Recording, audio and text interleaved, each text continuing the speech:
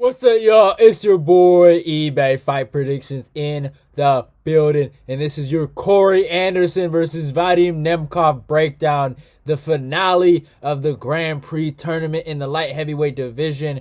This will tell if Bellator has the best light heavyweight in the world. That is including the UFC, that is including ONE FC, that is including every other single MMA promotion in the world. All the stakes are on the line with this one. I cannot wait for this fucking fight. Both guys have kind of chirped at each other a little bit right when Corey Anderson made his debut, or not his debut, more or less, he's been contracted to the place. Vadim Nemkov would say, yeah, I'd like to fight that guy. And Corey Anderson said, yeah, you will fight me.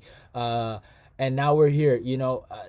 Corey, he had guys like Rumble Johnson, Yoel Romero in his tournament, and luckily he never fought those guys. But he was never considered the guy to make the finale. Obviously, my perfect world, I had it Yoel Romero versus Corey Anderson. But I like both of them. Obviously, I would probably rocked with Yoel there, but Corey's always been my guy. I got a very special place in my heart for Corey because of what kind of guy he is. Not only just a wrestler, but a grinder, a guy. Like, if you understand the Corey Anderson story, it's been a story of heartache and triumph. And this guy wasn't the best wrestler in the world. He wasn't. He's even admitted to himself. He's been wrestling since the 3rd grade, but didn't win a match since he was in the 5th grade. He said it multiple times. He was a D2 guy that no one ever really believed in, but he was whooping on all the other wrestlers that were supposedly better than him. And then when he went on that Tough Show, again, they underestimated him, and he whooped on all their fucking guys, and he ended up winning that thing. Now, obviously, he's had his hiccups, right? He's been knocked out before, and he hasn't performed to his best, to his potential, I feel like. But in my humble opinion, I feel like life, they give you hurdles, they give you some things to trip over. So when you overcome it, when you step over those hurdles, when you step over those things that made you trip, and you win finally, it makes you appreciate the lows. And he's had some lows, but he's also had some highs, and I truly believe, deep down in my heart of hearts, I truly believe when he fights Vadim Nemkov, it will be a high. I believe in Corey Anderson here. I think Corey Anderson can beat the Russian here. But obviously, let's talk about the fight, and let's talk about the stats, man. Corey Anderson comes with a record of 16-5. He's fighting out of Illinois, age 32. Again, people forget. I know Corey kind of looks a little old, but he's a young guy. He's a very, very young guy. I had a 6'3" and a reach of 79. So long arms. Vadim Nemkov, 15-2, fights out of Russia, age 29. I had a 6 foot and a reach of 76. I mean, Vadim is a prodigy. He's Fedor's prodigy. He's been doing his thing. He's impressed me. His wrestling is good. His striking is good. But these guys are beatable. These guys aren't unbeatable. They are beatable.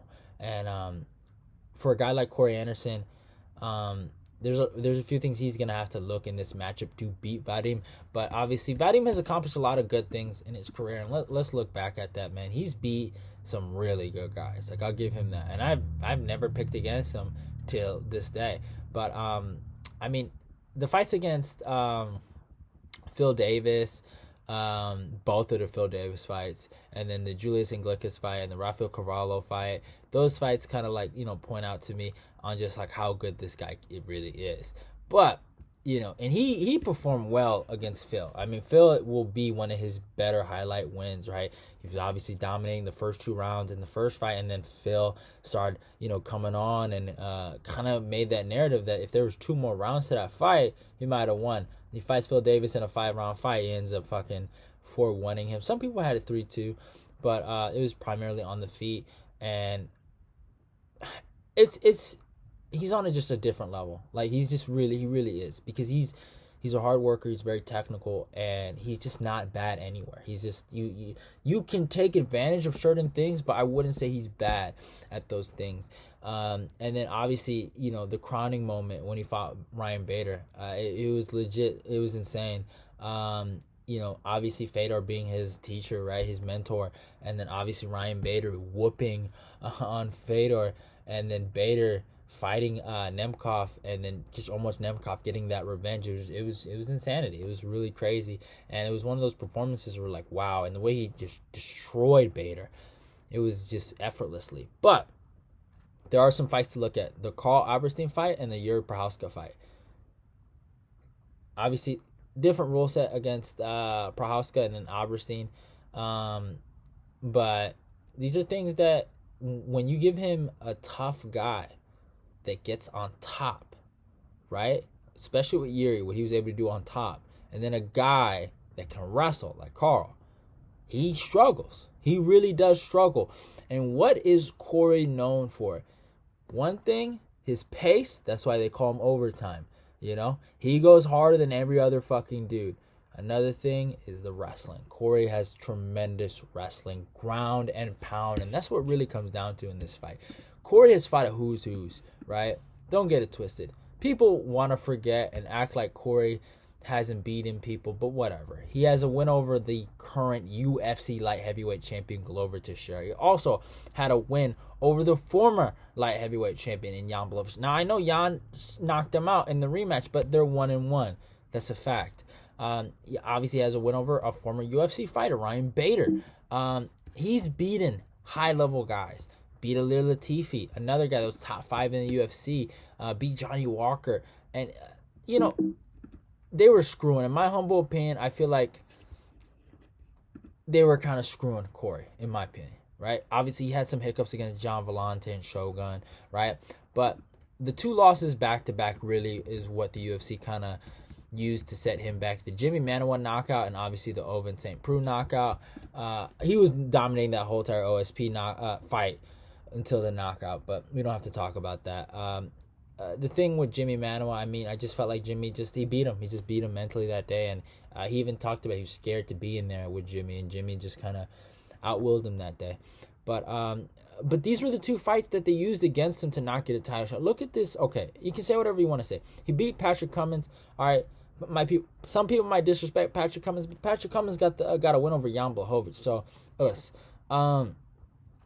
He beat Glover Teixeira, Alir Latifi. I think Glover was at least 3, and then Alir Latifi were 5, right? For him to make the top 5, he didn't make the top 5 fighting against Glover and Alir Latifi. You want to know how he made the top 5 after years and years of grinding in the company? He had to do it by beating a guy like Johnny Walker. Johnny Walker in 2022 is not a great fighter. Back then, he was the next John Jones, and he had to do that. He beat 2 top 5 guys, and he still was ranked 7 because they didn't like him. They personally didn't like him. They had something against him, and they forced him to fight Jan a second time. And in my humble opinion, he fought a dumb fight. He tried to strike with Jan when he should have wrestled. We've seen it. Jan, offensively, cannot deal with wrestling, just offensively. Like, when it comes at him, he doesn't deal well with offensive wrestling. Now, he has decent takedown defense, but when it gets on him, when he's on his back, he breaks and he quits. Every time. Every time in his career. Against Patrick Cummins, he quit. Against Corey Anderson, the first time he quit. And against Glover Teixeira, he quit. Right? He's always done it. But it is what it is.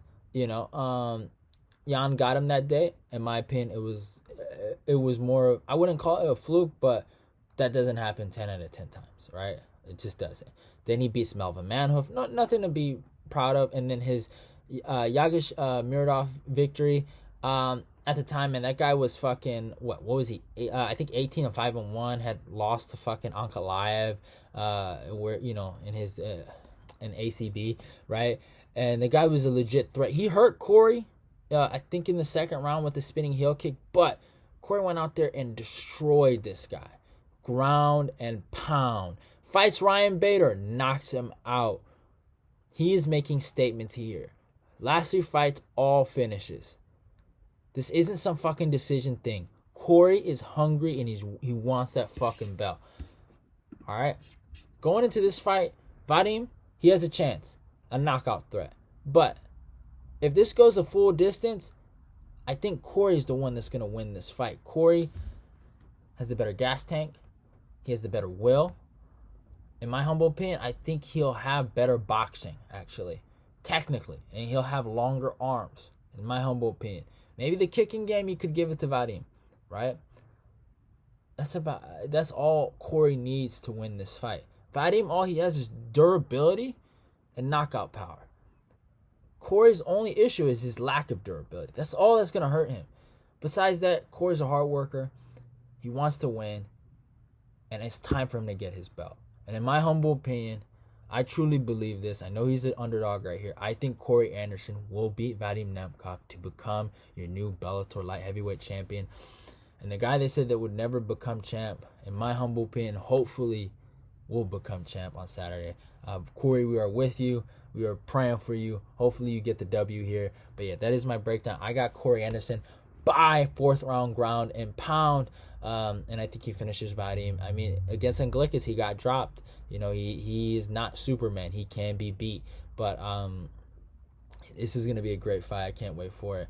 But if you guys really want AJ McKee and full card, AJ McKee versus Patricio Pitbull 2 breakdown. Obviously, I'm rocking with my guy Pitbull. But if you guys really want that breakdown, I mean, I don't know what to say.